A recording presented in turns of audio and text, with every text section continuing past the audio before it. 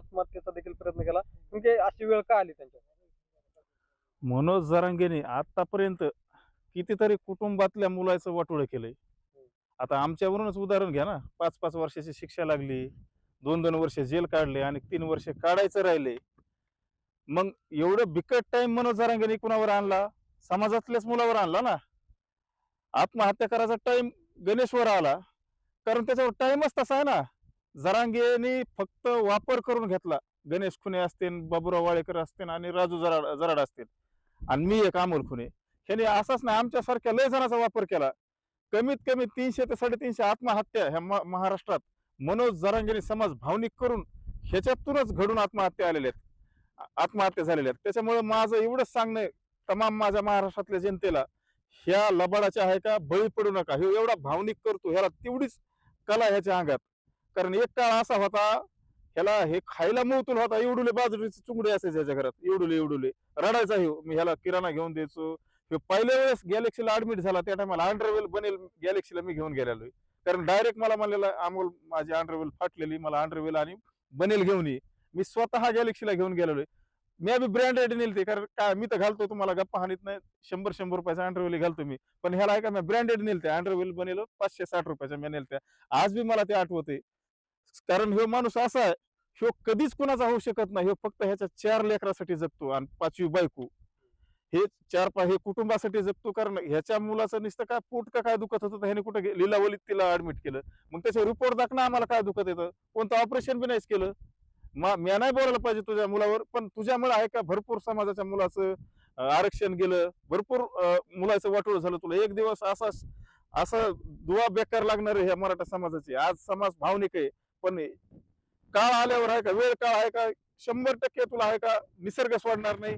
आणि आतापर्यंत निसर्गाने कुणाला सुट्टी नाही दिली. ह्या सृष्टीचा नियम आहे, ती करताना तुमची 100% माती होईल.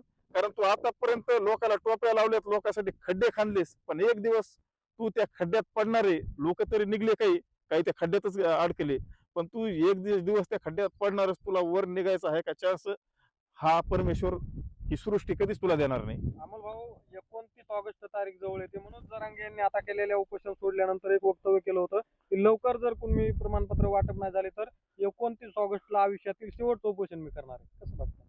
तू उपोषण कर, तुझ्या उपोषणाला साऱ्या समाजाने पाठ फिरली.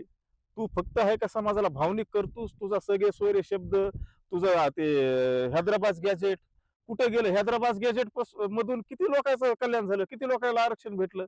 समाजाला भावनिक करतो हा फक्त ह्याच्याकडे तेवढीच कला आहे. आणि कुठंतरी आहे का मीडियावाल्यांनी, राजकारणी लोकांनी आहे का ह्याला लय डोक्यावर घेऊ नये. कारण ह्यो पादला तरी बी तुम्ही त्याला भेटायला जातात, किंवा मुतला तरी तुम्ही त्याला भेटायला जातात. त्या संग सेल्फीज काय करतात, त्या संग बैठकास काय करतात. माझी एवढीच चॅलेंज आहे मनोज जरांगे, तुझ्यात काय शक्ती ना, तू अमोलच्याच नादीला का. तुला माझ्या अंगावर कुणाला घालायचे त्याला घाल. अमोल एकटाच आहे. आज बी मी तुला सांगतो अमोल एकटाच आहे. तुझ्यात काय शक्य तेवढ्या माझ्या अंगावर घाल. कारण मी आहे का, मी बी एक भगतसिंगच्या विचारावर चालणारा माणूस आहे. तुला काय माझ्या संग खेटायचं तेवढं खेळ. गोळ्या घाल, माझ्या अंगावर माणसं घाल, पण मला मारायचंय त्या टायमाला आहे का ठरवून प्लॅन करून मार. मी जर त्याच्यातून वाचलो तर मग तुझे सरे तांबे पिताळे उघडे पडते ना. तुझे एवढे पुरावे आहेत माझ्याकडे, फक्त मी काढीत नाही.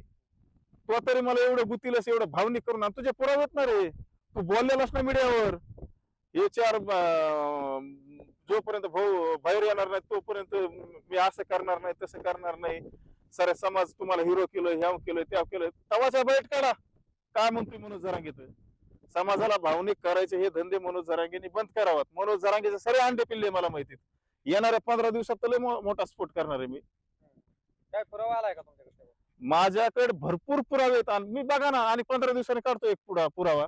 आणि एवढंच सांगणं, माझ्यावर काय आबरू नुसकानीचे दावे टाकायचे ते मनोज जरांगेने टाकावात. मनोज जरांगेने मला एक धमकी दिली जालन्याच्या एसपी ऑफिसवर, निक सुखाचा तुकडा काय, तुझी माता माऊलीकडे बघून मी तुला सोडून दिलंय, ह्याव केलंय, त्याव केलंय.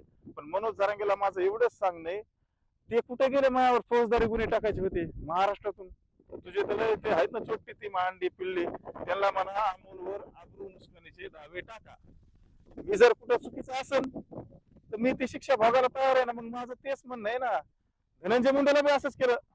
आमदार धनंजय मुंडेला बी दादा गरुड सोडला. धनंजय मुंडेला कसं बदनाम करायचं होतं, मंत्रीपद भेटू नाही म्हणून कसं टार्गेट करायचं होतं हे सर आहे का? मला सारा पिक्चर माहित होता, फक्त मी आहे का ह्या पिक्चर मध्ये हे मला गुतीलं. मला सारा पिक्चर माहित झाला होता म्हणून मला हे ह्या पिक्चर मध्ये गुतीलं. पण अमोल खुने ह्यांचा सराचा बाप निघला.